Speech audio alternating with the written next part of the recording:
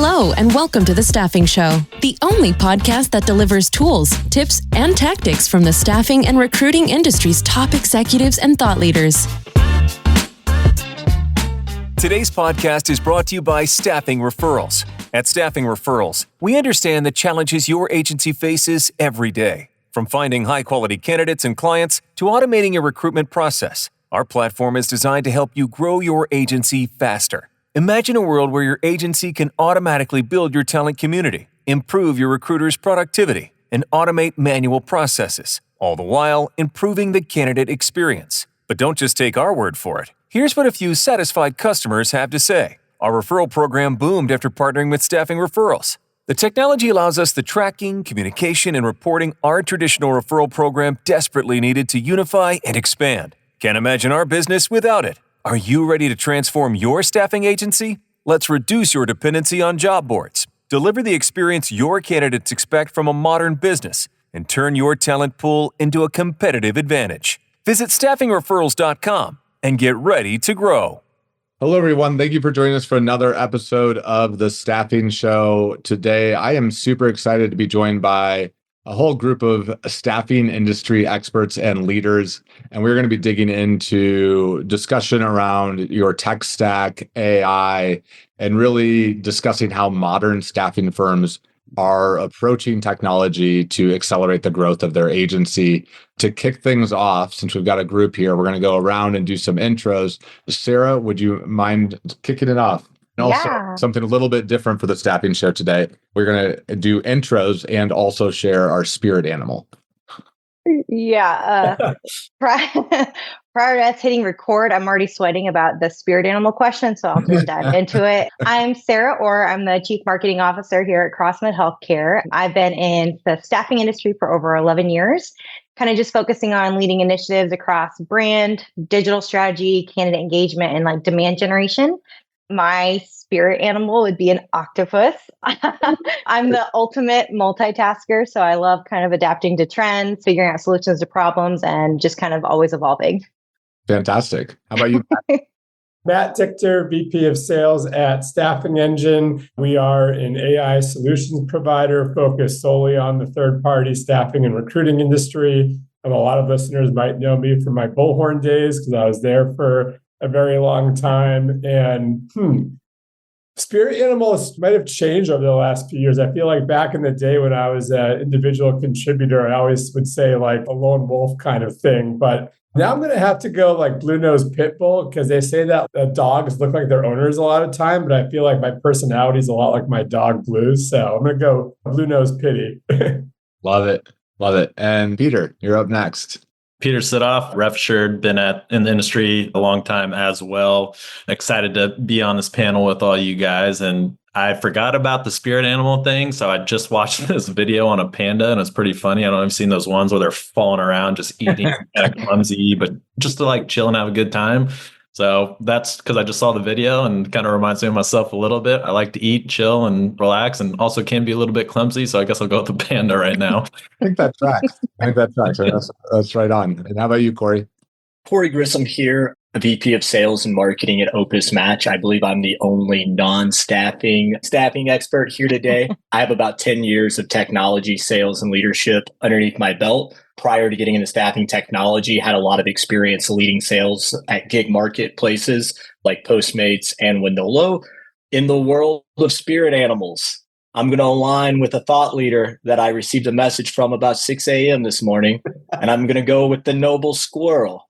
As you must be agile, you must store and preserve wealth for winter, and you must follow your tail. All right. Last but not least, Jack. Love it. Yeah, Scotty, you actually stole my spirit animal, so I'm scrambling now. But my name is Jack Copeland. I am CEO and co-founder at Staffing Future. Been in the industry 22 years, terrifyingly, pretty much just straight from school, straight into staffing technology, niche within a niche. And I was going to say that I would like to think of myself as some sort of gentrified badger, but instead I'm probably like a highly caffeinated squirrel. So since Corey's stolen squirrel, I'll go for like a highly caffeinated raccoon. Oh, while we were having that, I didn't know if we were going to do the spirit animals today or not, and I didn't have one picked out, but I did. I asked ChatGPT to give me mine while that was going on, and it said a gray wolf because it hunts in packs of 4 to 6. Your referral loops mark new market territory without paid jobs. God.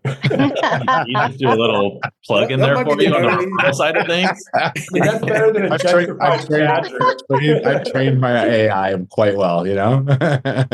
All right, well, let's get into the conversation. First thing that we want to talk about is some of the challenges in staffing right now and just hear some different industry perspectives. So we're all talking to a lot of different agencies on the vendor side. And then Sarah, obviously, you're living it day to day in healthcare staffing, coming off of NATHO. We can see that it's a challenging market and there's a lot of interesting dynamics right now. So maybe you could start off by telling us from your perspective, what are some of the key challenges you're seeing in the staffing industry today? Yeah, I feel like there's quite a few that we're kind of navigating through, but I mean, the travel nurse market is still kind of finding its roots.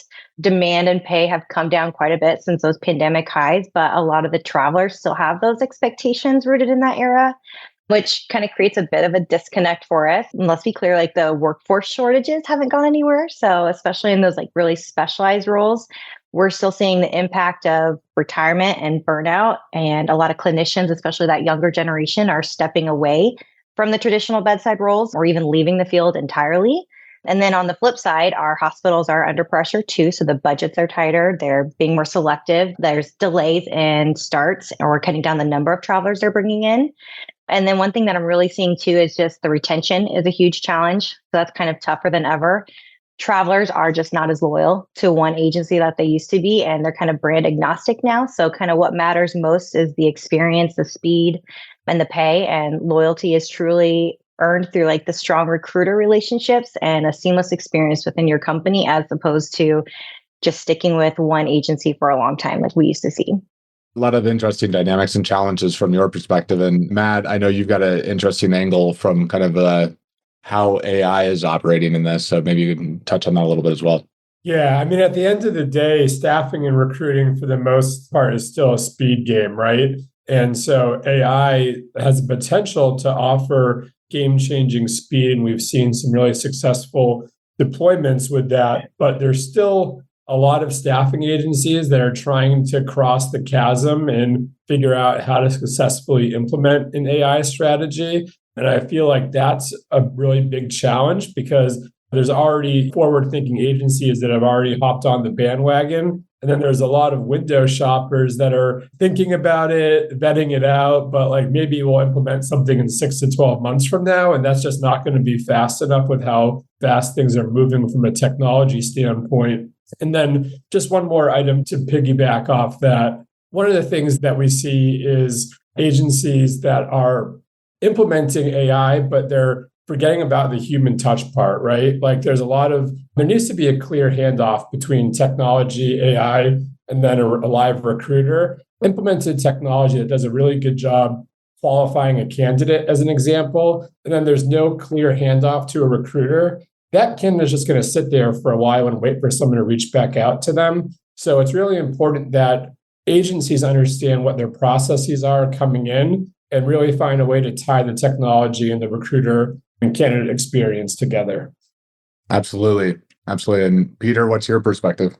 Yeah, I mean, we're seeing a lot of different ICE pain points as we all are. I think we're all going to talk about, but I think quality has dropped off a little bit lately. And it's because speed is important, but it's also having agencies cut corners at that point in time. Because Sarah, as you know, in healthcare, right, speed's really important to get that candidate to the MSP as fast as possible.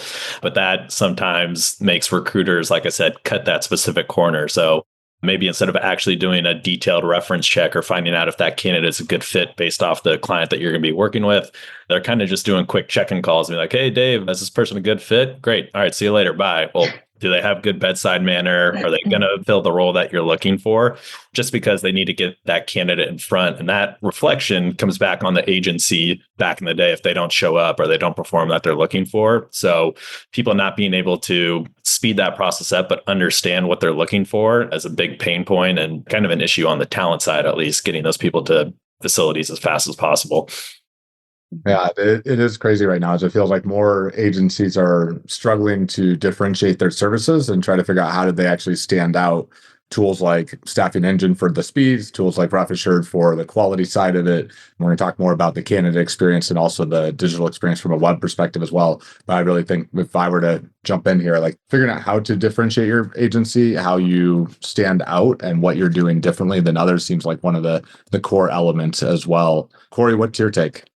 No, I think that the entire team's really hit it today. We're in a market that's a lot different than it was in 2020, a lot different than it was in 2021, 2022, right? We're in a very job restricted market right now where the job volume coming in, the rates, they're not the same as they used to be.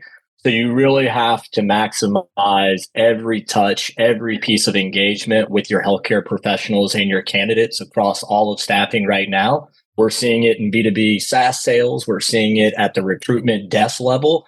It takes a lot more touches, a lot more engagements to really create great outreach and great engagement with a potential candidate.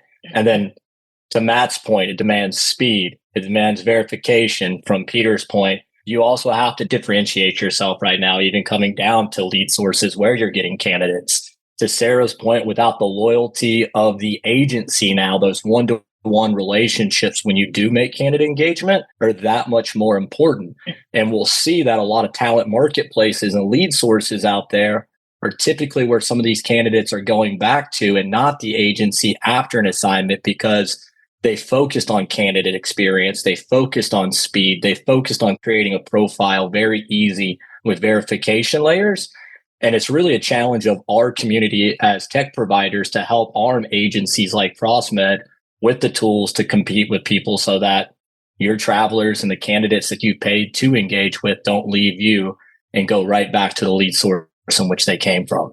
Yeah, I've got a quick one, Dave. You mentioned like the job shortage, but also like in travel nursing, for example, there's also a nursing shortage and candidate shortage in many cases. And when that candidate interacts with you, and if they don't get prompt follow-up or follow-up at all, they're going to remember that. And then if they go to a competitive agency that delivers a really good experience, they're going to remember that too. And so it's really critical that staffing agencies pay attention to the experience that they're providing because you can't really afford to miss out on candidates in this market.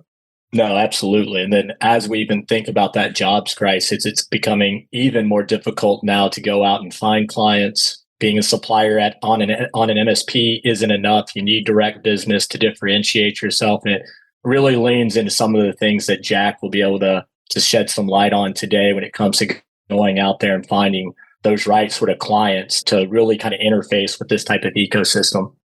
And that's kind of the big challenge that I would say that we've been seeing. It's aligned with what you guys are talking about on the candidate experience side, candidate generation with AI and automation, and trying to basically figure out how do we, in a tough candidate market, how do we attract candidates, but how do we keep that engagement and that relationship whilst also sort of doing it at scale? And I guess the thing that we've seen a bit of inside healthcare, but also outside healthcare staffing, where we do quite a bit, is just more on the same problem on the client side, right? Like I'm finding it harder and harder to get clients. I'm finding it harder and harder to pick up additional jobs. How do I start to automate that process? How do I use AI in that process as well? Because that's what my competitors are doing. But how do I then do it in a way that is still detailed and personalized and engaged enough and has, kind of a good quality message, so I'm not just spamming the whole world? And so that's something we've been trying to help with, but it feels like almost an identical challenge just on that ongoing balance between clients and candidates that everyone's fighting all the time.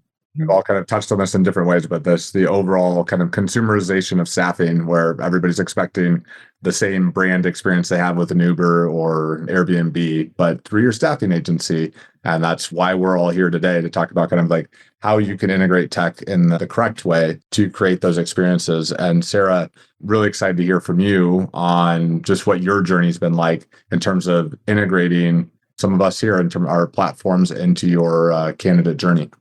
Yeah. So when I think about like the perfect tech stack or how to build it, I keep in mind like technology that works together, technology that's creating solutions, technology that's creating like seamless human-centered experience. I think that's going to be a main theme that we talk about, is how do we get this like human-centric behavior here, but technology that should do more than just check boxes, technology that should be creating momentum for your business. At CrossMed, we've been intentional about who we've partnered with and who we've integrated with in our tech ecosystem. So like every decision we're making is through the lens of the candidate journey, because with their experience, if it's more personalized, if it's seamless, it leads to better results for everybody. So to kind of like kick it off on talking about how I've been integrated with all of you guys as tech partners, I kind of want to look through it like through the life cycle of the candidate and kind of like the different touch points that they had. So kind of kicking it off at like the top of the funnel, the entry point for it. Candidates are finding us through like the programmatic advertising, job boards, organic search, social media, user generated content, and also referrals. So I'd definitely say that this is the part of the journey that is heavily powered by staffing referral. For many of our candidates, that's exactly where that CrossMed journey begins. Referrals are kind of one of our top acquisition channels. And I know, Davey, you and I have talked even recently, even today, on some of our impressive numbers. I don't know if we want to drop some of those numbers here now, or if you want to wait for those to be a little bit of a absolutely sinker. But I was just looking at your account today, and there's two things that stood out. One, their referrals per ambassador. So their kind of their referability, how many people are referring to them, was at 212% of the industry average. They had over 2.1 referrals per ambassador in the system, which is exceptional. That speaks to the brand, to your reputation, to the foundation that you've laid at CrossMed, because people do not refer people to agencies that they do not have experiences with. So that's it's something to be really, really proud of. And it's also the foundation for, you guys are 41% of your placements in 2025. Yeah. Have started with a referral. That's incredible. Which is a pretty fantastic stat. The industry average is usually somewhere between 15 and 20%. So you guys are actually quite a bit more than double what the industry average is in terms of driving placements from referrals, which is awesome. That's amazing. I used to have a leader in my life that would call me a woo girl. So like right now it'd be my big woo for that, because that's incredible. So that's really awesome that we're doing that. I think that that's by design. I think we've been intentional with that too, because we want to lean into that peer-to-peer recommendations. That's built on trust, and those warm leads convert faster. It's building a community of advocates. And that's something that you guys have done very well for us and has been a huge input or a huge reason on why we've been successful in that area. So that's great. Kind of taking it down from that funnel, then just moving into like the website and the mobile experience. This is a subtle hint of something that we're working on behind the scenes, but with Staffing Future, once a candidate lands on the site, they hit a clear curated experience. You don't want candidates coming to your website and just already confused on what to do next and what you guys do. But your SEO driven microsites, they help you discover relevant jobs and information quickly. And then from there, Opus Match powers that AI driven candidate portal. So Opus personalizes matches with their skills, their preferences. Corey, jump in if I'm missing something, but credentials, the user behavior, and that's been making it faster and more accurate. So it's not removing the recruiter's role by any means, but it's allowing them to be more efficient with their time and do what they do best. And it's allowing the candidates to get to that job faster without just the massive search of trying to find what they're actually interested in. And then lead distribution and responses. So Staffing Engine takes a big part here. They're ensuring that we're responding instantly, integrating conversational chatbots to automate like the basics, but then also implementing the lead distribution so recruiters can spend time on the high impact conversations instead of just chasing the forms and the emails. We found that automating this process has been a huge game changer for us. It's fast, it's responsive, it's contacting those candidates. I think, do you remember, Matt, what that number was? Under 10 minutes? The goal is under 10 minutes during business hours. And there's a lot of data that we have that shows that if you're able to follow up with applicants that quickly, the chance of them converting to a placement go up about 3 to 4x. And honestly, that's why we all like working together on this call, because Opus, the mobile app, when someone applies there, that becomes something that funnels through distribution. Website, same thing. And then even like referrals and references become funneled through. So it's consolidating down to one place to make sure that those applicants, to my point earlier, get timely follow-up and get a live recruiter calling them, because we still don't think, we're not trying to replace recruiters with AI. We're trying to supplement them. When we do have someone qualified, get their butts on the phone immediately with a live human. Yeah. And I think something to keep in mind with that as the candidate experience, if you think you are the only agency that candidate is applying to at that moment, you are so wrong. You've got to beat the competition to contacting them and getting to them faster. And that's the reason why those numbers are so significant there. It's the instant gratification generation, right? That we kind of all sit across Gen Z and millennials. And I think that's a lot of the target market for a lot of people these days. So it makes complete sense. Well, we've seen it on the sales side. I mean, going back to my Bullhorn inside sales days, they told us that when we got an inbound lead, we should, like, they convert way better if you get them 5 minutes after they fill out a sales contact form. Sales and recruiting are not so different. You're just selling people and helping people find jobs. And so, like, it would follow that recruiting and staffing should work in a very similar way that sales does, where if someone expresses interest, you got to go follow up with them, especially if your competitors are doing it in minutes and you're taking hours to get back to them. Absolutely. Once we have like the candidate in our system moving forward, that's when Ref Assured comes in. So we automate a traditionally slow manual process by using Ref Assured. That helps us submit those candidates faster. It helps us make sure that they're compliant and credible. And so for like the candidates, it's eliminating that unnecessary back and forth that a lot of people have done in the past. And then for clients, it just delivers trust. And so Ref Assured has been a critical part of our tech stack in that specific scenario. And then this is probably another plug for staffing referrals because it's a full life cycle for it. But once someone's in our network, then the cycle doesn't end and it expands. And staffing referrals has made it very easy for our current travelers to attract new travelers and share their experience. And that keeps that funnel full and the community driven. And then just the whole back end infrastructure, like the talent lifecycle management, I would say. Like that entire ecosystem is just anchored by Bullhorn. So our core ATS is that. It's our central integration hub. It's where all of our tech partners connect and they ensure like the data is flowing cleanly across the platforms. And then we heavily lean on Bullhorn automation to streamline both the internal workflows and also those external communications, from like triggering events based on like the candidate actions and then also powering operational efficiency. So Bullhorn just kind of keeps everything aligned, responsive, and scalable for us. Yeah, and you guys have taken a really comprehensive approach to your tech stack and thoughtful. I mean, I feel like over the years that we've worked together, you've kind of pieced it all together. And I know a lot of the listeners for this podcast are trying to figure out what tech to buy. They're inundated with just the number of options. And like with now all of the AI tools and AI startups, it's just more than I feel it personally. I'm trying like 15 things at any given time. There's a lot of options out there. When you're looking at your tech stack, how are you kind of looking at holistically and then measuring the ROI to make sure that you're getting out of it what you need? Yeah, I mean, from a holistic approach, I probably look at it a little bit differently. The traditional way of measuring ROI in staffing has always been, did this tool help me place a candidate? And that's kind of an outdated mindset, especially if you want to build a scalable staffing operation, in my opinion. So for me, we take more of a holistic approach. ROI has to kind of go beyond placements. I look at how each tech partner contributes to the entire candidate lifecycle, as well as the health of our business long-term. So it's not just about the cost per lead, the cost per placement, or even the cost per hire, which is all real data. And it's very important to track. So don't stop tracking that. But it's also about the time, the trust, the engagement, and the data quality. Kind of some things that I keep top of mind if you're talking about like the different approaches to measuring that ROI.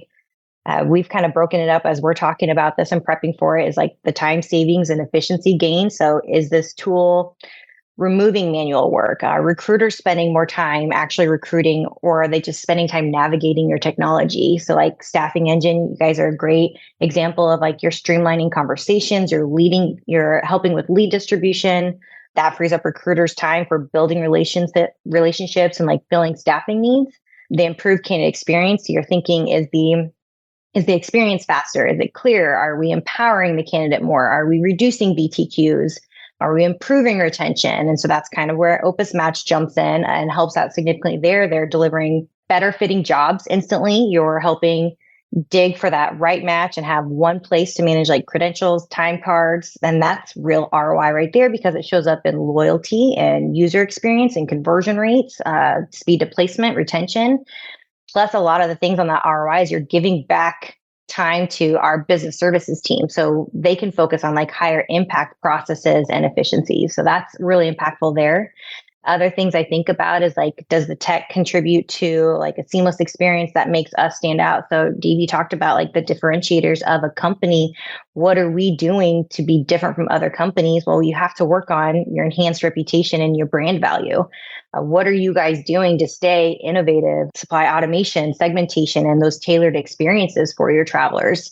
And that's like a staffing feature. So you guys kind of come into play there, right? You're building websites that aren't just transactional applications. You guys are building that first impression. You're providing speed, clarity, and design, and all impact. All of that is perceived value. And then there's the direct financial impact. So did it drive more placements? Did it provide faster conversions? Did it increase revenue?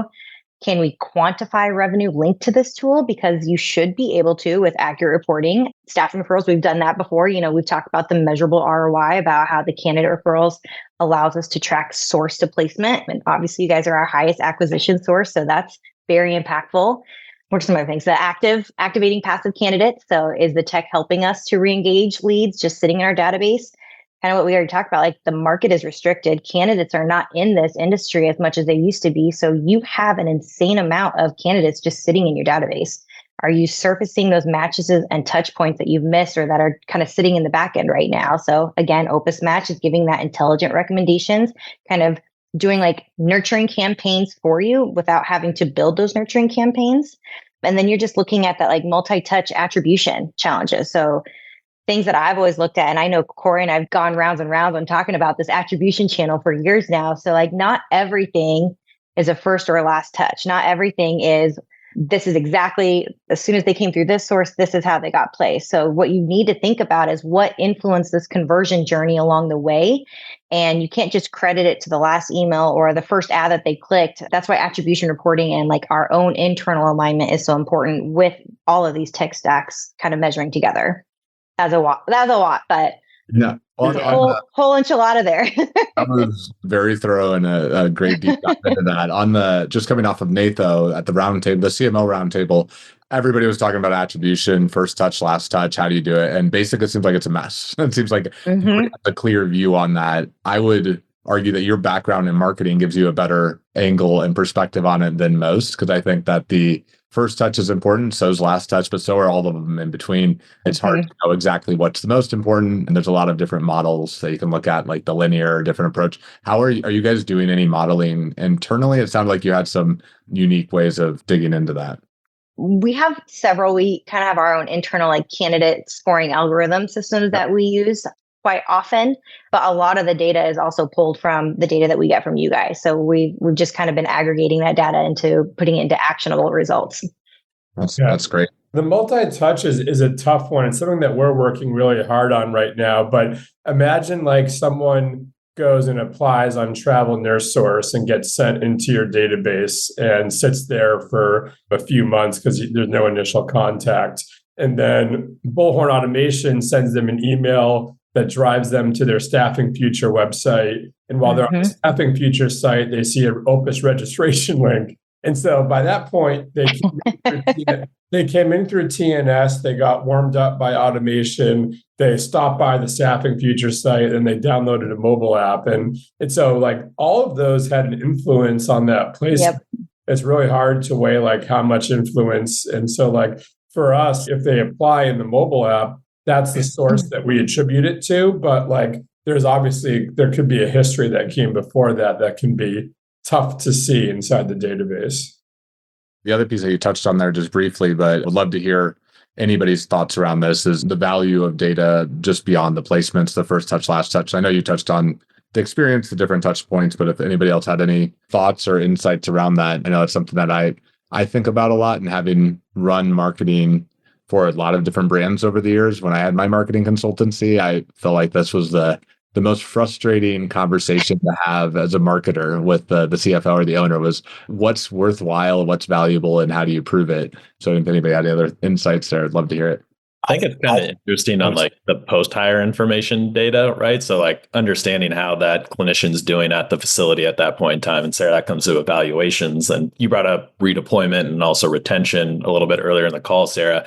I guess how does CrossMed kind of differentiate your talent once you've placed them? Is it those evaluation processes? Is it check-ins that you're doing with them to help redeploy them faster? I guess, how are you using that data on how that candidate's doing once you've placed them to find them a new role?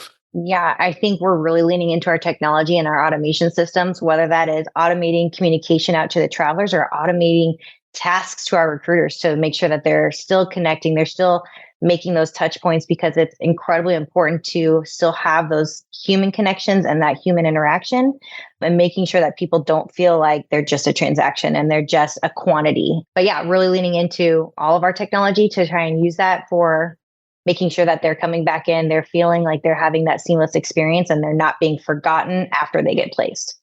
That's excellent. It sounds like you've really taken a holistic approach and been very thoughtful with the strategy for it. One of the things that I would imagine a lot of people listening to this are thinking is, well, you've got a lot of different tech partners, a lot of different point solutions that you're working with. Could you just shed some light on what does the experience look like when it comes to managing and working with the different tech partners, and what are some of the benefits that you've seen from it as well? Yeah, there's obviously pros and cons with both, or there's pros and cons with managing multiple tech vendors. The cons, I think that managing multiple tech partners in general, it's not always easy. Integration is probably the biggest challenge that I see every single time, between internal bandwidth, making sure you have the right departments included. I continuously see, even from my previous experience or other companies that I've helped integrate technology with, making sure that you have the right people in those meetings to make sure that you have the right data flowing cleanly into Bullhorn, and then also ensuring that nothing breaks down the stream. So in my opinion, this challenge is kind of unavoidable, but it does come with every technology platform, and it kind of with whoever you choose to partner and integrate with. But I will say the flip side and the silver lining of that con is it does give you an opportunity to really map out and take the time to understand your workflow, clean up any automations, and then make sure everything's working behind the scenes so you have cleaner data. But the huge pro to this is when it comes to tech, you don't want to be all in one shop. That's intentional. We're intentional with that. We don't want to be a one-stop shop with one partner. So the people that we've partnered with multiple specialized platforms, and that's been paying off huge. So each partner we work with, they all serve a purpose and they're all best in the class in that area. And that's why we chose them. And I personally would rather manage like the relationships with vendors to have the right tools than to force one system to do things that it was really never meant to do. In my opinion, the key is strategy, building a tech stack that like works like a team, not a bunch of solo players. And like this particular group with you guys and these tech partners I have, you guys work incredibly well together. Awesome. Yeah. And I was just going to second that, Sarah. I worked at Broadbean for about a decade. And what Broadbean was the kind of the middleware of connecting up loads of different job boards and loads of different ATS systems. And people always kind of had this fear that it wouldn't work because the minute you try and integrate lots of things, it all falls down and everyone kind of points the fingers at each other, like that Spider-Man meme or whatever. But I think these days people are adapting, right? It's not so much a tech stack as more of like a tech ecosystem or a talent ecosystem. And especially if you've got companies that are used to working with lots of different point solutions, and companies like our group where they're used to sort of engaging with other players and they're getting on great and they understand not just how to integrate, but like they understand who the contacts are at those relationships. And there's a mutual association of trying to solve specific problems, and also history and case studies and example of sort of how we've become better together and how we work with other clients. Then you get a lot more benefit from that sort of ecosystem, right? Where it sort of becomes like a self-perpetuating flywheel of positivity and success. And so I think that's why I love this group, and that's why I love working with lots of different people in the industry. And I asked ChatGPT how I could associate Raccoon into everything else that we're doing right here. And so apparently raccoons are workforce bandits, also known as talent ninjas, due to the mask that they have. So as far as I'm concerned, we're the workforce bandits. I love that. I've got a quick comment on the platform all-in-one versus integrated partners. I'm going to try to watch what I say so I don't get in trouble. But there are certain providers out there that historically have taken the marketplace approach that seems to be moving towards the we should do everything with us and we're a one-stop shop. And I'm going to give an example from outside the staffing industry to avoid getting slapped on the wrist here. We're a ZoomInfo shop, and ZoomInfo is, hands down the market leader for data for go-to-market teams and sales. And over the years, ZoomInfo has made a lot of acquisitions. They've developed a lot of functionality in a lot of different places. But at the end of the day, what they're really, really good at is providing sales data. We love Chorus. They bought Chorus. It's a call recording and transcription service. But man, their engagement tool sucks. So it sucks so bad that like they'll introduce like SalesLoft and other partners to do it. And I think when you look at companies that try to position themselves as being all in one, usually they don't do everything good. There's a couple of things that they can hang their hat on that they're like the best at, and that's why you want to partner with them. But the best in breed approach allows for folks that do really, really one or two things very well to plug into that core platform. And I think that's really important for staffing agencies to understand as they build their strategy. Just add to that, Matt. I've been a HubSpot channel partner years ago, and then I live in HubSpot, love HubSpot, but love HubSpot. I still pay for SEO Moz, and I still pay for Unbound. I paid for landing page. Like if it's a element of your business that's core to your business, that is key to your success. I do find that personally, when it's come to my HubSpot approach, which they do everything, I still went out and bought all of the additional vendors that I needed to make sure that I had the specialization in the areas that matter most.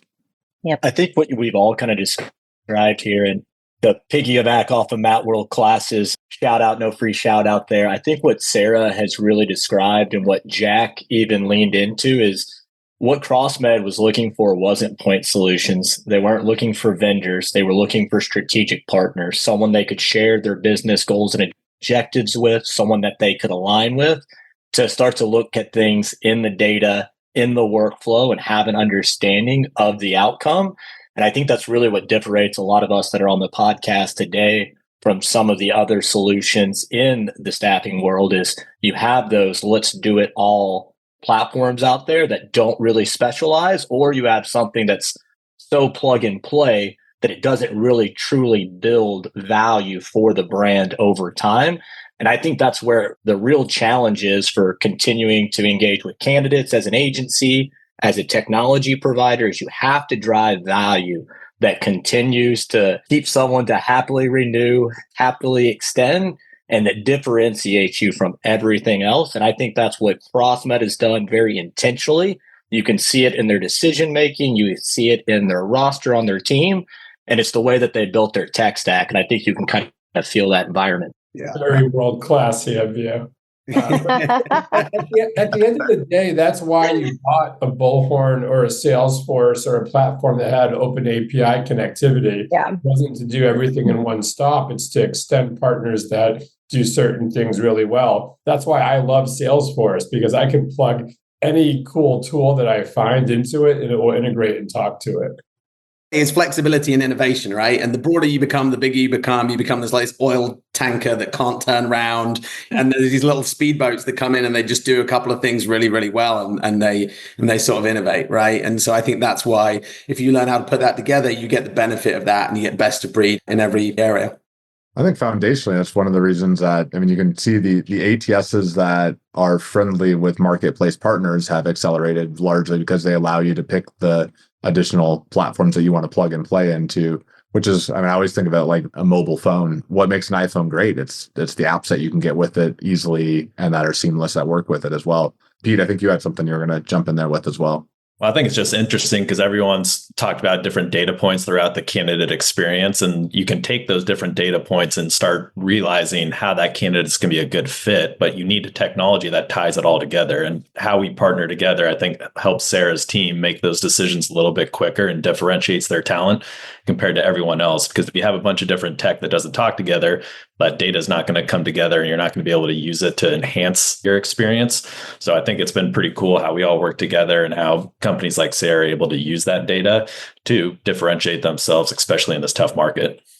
Yeah. And I think that any other staffing agency listening right now, I think we all can agree that from our end, we've seen how you guys and some other tech partners are starting to really collaborate with each other, and you're doing it on purpose, right? You guys are, you're part of a bigger ecosystem. You know that you're building platforms with integration in mind. I think that you guys are really leaning into the partnerships that just make life easier for the agencies.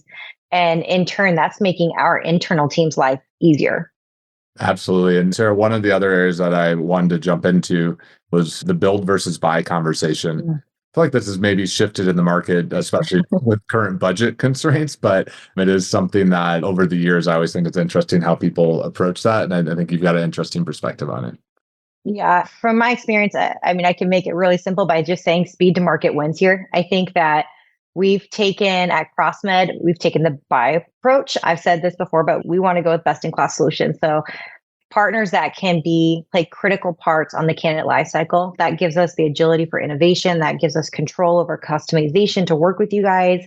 Building for us doesn't make sense. It's resource heavy. It requires a lot of upfront investments for developers, for infrastructure, for ongoing maintenance. And when you're trying to build it yourself, the likelihood of you trying to keep up with the development timelines and with launches and feature releases is not really there for you. Yeah, it's always crazy to think about the challenges that go along. We all know what building software takes, and it takes a lot of effort. It's not one and done either, right? It's got an ongoing cost. People make out that if you build it yourself, it hasn't got an ongoing cost, but servers cost money, developers cost money, maintenance costs money. People push API updates without even telling you, and you find out when you've got 200 clients on that platform, right? Running a technology company is a full-time business. You don't want to have running one of those inside of a staffing agency. Absolutely. And we're going to kind of round it out here we talk about what the future of staffing, and we have one kind of closing question, but wanted to get each panelist your kind of where you see things going in the future of staffing. And obviously, we're going through some challenging times. There's some tech disruption, a lot of changes happening in the staffing industry right now. But maybe we could kick it off, and we're going to kick it back to you, Sarah, to start it off again. So. Yeah, and we're kind of talking about like the future of like tech and staffing, at least. So like in my mind, I think there's several things. I'm excited about like how much smarter and more human it's becoming. I think we're finally getting past the stage where automation was thought to be just about speed, and it was industry-wide cutting out recruiters. And I think that's gone. I think that was part of the digital transformation mindset. And I think the best tech is all about personalization at scale.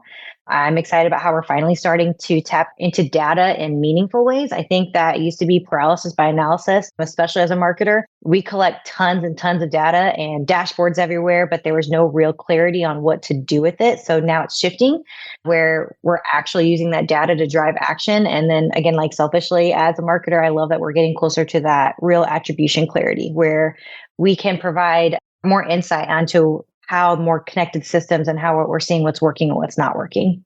That's fantastic. And I'll also add to this question, is there anything specific that you think will be most likely to change in the next 12 months? Oh gosh, yeah. I think that the biggest shift, I think it's been talked about a lot, but I think the biggest shift is actually moving to tech as a tool, as a teammate. And like my hot take on this is people start trusting AI more than Google. We're already seeing it. Gen Z has been using TikTok as a search engine for quite a while now. So I think AI tools are becoming the go-to answers for recommendation, advice. And it's not about convenience anymore. It's more about like contextual understanding.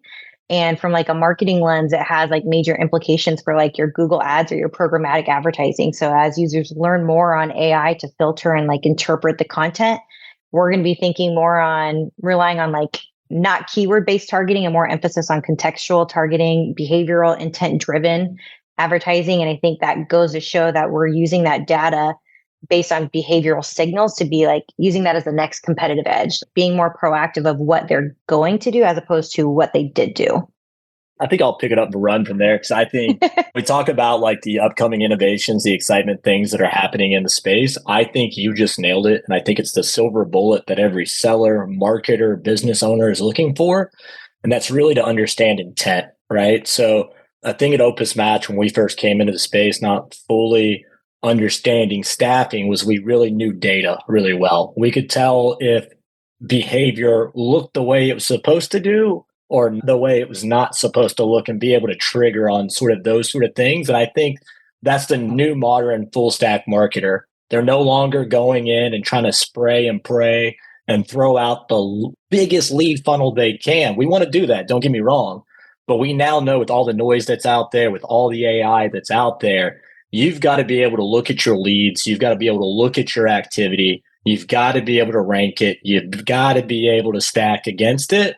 And you've got to be able to dial in on what's real and what's fake out there. There's a lot of noise, a lot of vaporware out there. And I think that the next, let's call it frontier in AI and technology is really starting to understand why people work, when do they want to work, and is this the right time to work? So it's definitely a candidate first market. So if you can understand the candidate's intent, almost like an old school e-commerce marketer, I think that's the way that we're all going to be doing it moving forward, right? So, and I love that point, Corey. It's almost like predictive insights, right? Being able to say, hey, I know based off people we've placed before, this candidate's going to be a good fit. Because right now it's hard for teams to understand that. You have different interview processes across all different recruiters. And once you place them, you don't have that data.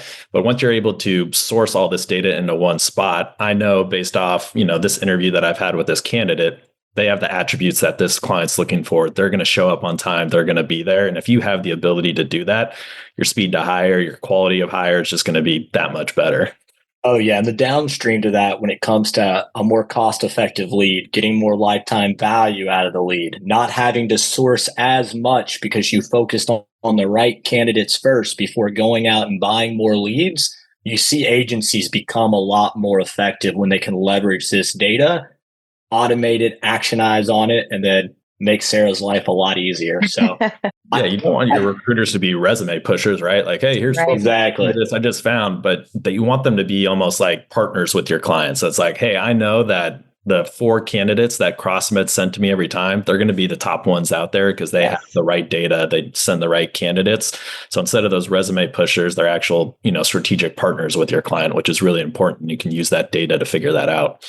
On the intent front, I always think about it like fishing, like with a bobber. It's just like, it's like the most bait, but it's like the dumbed down version. I'm always like, we're all sitting there pulling the line up constantly. And it's like, well, there's no fish. And it's like, well, the bobber wasn't moving. It's like, you need to make sure you have a bobber to identify when somebody actually is interested, and likelihood of having a fish much higher. So that's great. 14 years living in the US, and I'd never heard the term bobber. New stuff comes up all the time. So we call it float, which I guess makes just as much sense. But I'll chime in here as well. I got a couple of bold predictions, right, for the future. So in the 22 years I've been in the industry, people have been saying it's the death of the job board. It's the death of the job board. It's the death of the job board. And it never quite happens. But I do believe that AI at some level is the death of the resume, right? Because most people are using AI to write resumes. Then most people are using AI to read resumes. So you just start to pare it down into the kind of core data that sits within that. And so if you then start to look at job boards, their primary source is resumes, right? They've got clicks and eyeballs, but so does Instagram, so does Facebook, so does Google Ads. The one thing that they've got is to give you a resume of a candidate. And so I think what we're going to see in the next few years is some impact on the job boards as people diversify around more and more programmatic, more direct advertising, more other sources. Those job boards naturally are going to pivot up the funnel and start doing more for their direct employers and competing with staffing companies. So I think, the LinkedIns, the Indeeds of the world, the way that they're going to handle that is by leveraging their tech to start sort of, hoovering up some of that business. And so the people that are going to survive and the people that are going to thrive are going to be people that embrace tech themselves in like an innovative way. And that intellectual property becomes their tech stack that they've built, right? So the CrossMeds of the world really thinking through the experience that's relevant to them and their customers.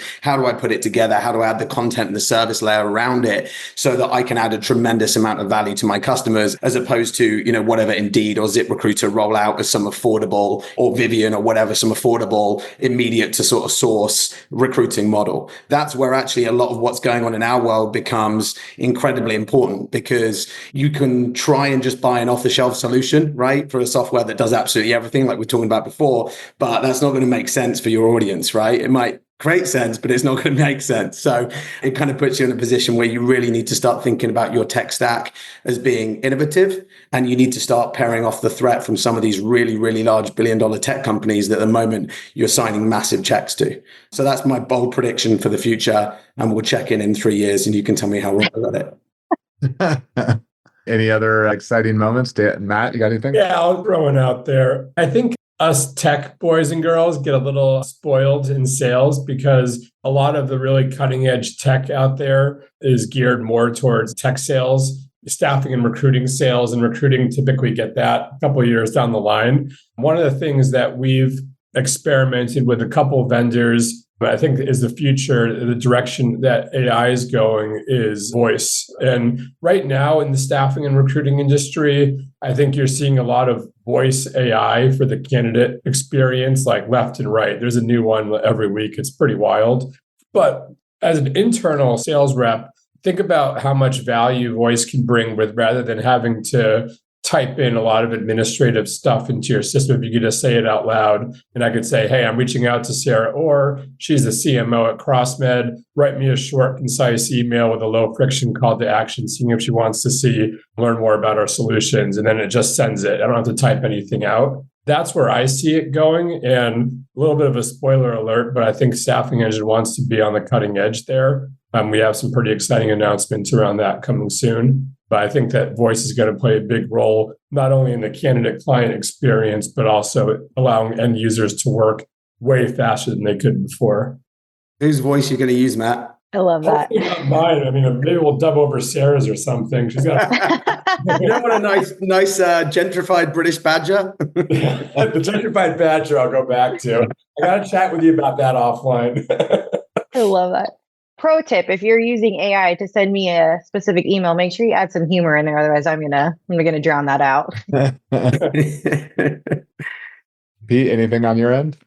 I mean, I think Corey talked about it. I think the biggest thing is the data piece. I don't think people are using it enough because there's not enough data to understand why that person's been a good fit or where they're at. I think the predictive insights, like we were talking about earlier, at the end of the day is going to help your company move those candidates through the process a little bit faster. Like you said, it's tough to figure out why that person's going to be a good fit, or maybe in some IT positions right now, as you know, there's too many people out there. So how do you differentiate those talents to make sure they're a good fit? Using the predictive insights from running references, doing post-hire information, at the end of the day is going to be the most important thing for your company. Yeah, I think what I've kind of heard from all of you guys and just second and double down on is like candidate experience matters, quality matters. There's going to be a shift towards figuring out how do you drive insights and be a solution for your partners. Like, how are you actually driving value, making sure that you're putting the right people on contract, getting higher quality candidates, and how are you keeping up from a candidate experience perspective? We have two last questions. So one to open up to the floor just on if there's any closing comments or actionable tips to share. And then we have one kind of fun question to round it out, and then we'll call it a day.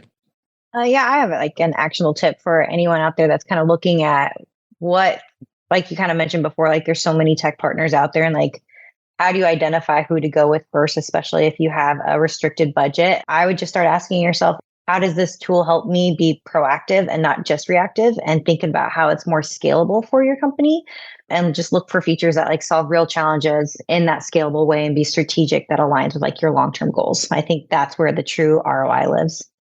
I've got something on top of that. Even before you go look at vendors and start doing demos, understand where the pain points are in your business and what you're trying to solve for. We get so many folks who raise their hand for a demo, and we're not going to demo just to demo. Like what is the pain point that we're trying to solve for? Because people that are going out to market and evaluating 12 different AI solutions and just taking demo after demo without really understanding what their challenges are, never going to buy, and they're going to get stuck in this indecision mode. Like, you have to, have conversations with your team internally, figure out what you're going to solve for, how you think you should solve for it, and then go evaluate solutions that match up with those pain points. I get hit up so much by like all these AI sales tools, and I won't take a meeting unless it's something that I know that we're struggling with. Otherwise, I'm going to spend half my day taking demos of products that I'm never going to buy, and it's not worth it. On the flip side of that, Matt, I would say if you're thinking about it in terms of understanding your pain points, I think if you're trying to work on the candidate experience, you want to understand your candidate's pain points, not all candidates' pain points, right? And so we see that a lot in our world. It's like, think about your target demographic of who you're trying to go after, right? The generational, the location, what they're into, and then go and ask them the questions, right? Don't make assumptions about something that's going to be too automated or not automated enough. You want to go out and maybe actually form like a a candidate feedback committee around your technology, right? You don't want to go out and build technology, but you want to think like a technologist. And that user acceptance testing is what every tech company on the planet does, right? And so within your tech ecosystem, you need to be talking to your candidates about what they want to see, getting them testing out that experience and enhancing it and improving it over time if you want to build that engagement and that efficiency in a really tough market. Absolutely. I think one thing people need to not forget about, though, this is a relationship business, right? So don't forget about those relationships that you've created. Once you've placed that candidate, make sure you're checking in to see how things are going when their contract's up, right? Like, Sarah, you were talking about, hey, it's hard to find talent right now. Well, there's talent that you have right in front of you that you have placed, and their contract's coming up in 4 or 5 weeks. What are you doing to make sure you're having those conversations to make sure that those relationships stay strong so they come back to you and they're not going to other agencies? So don't forget the relationship side of the business. That's probably going to be the biggest differentiator that you do have. Absolutely.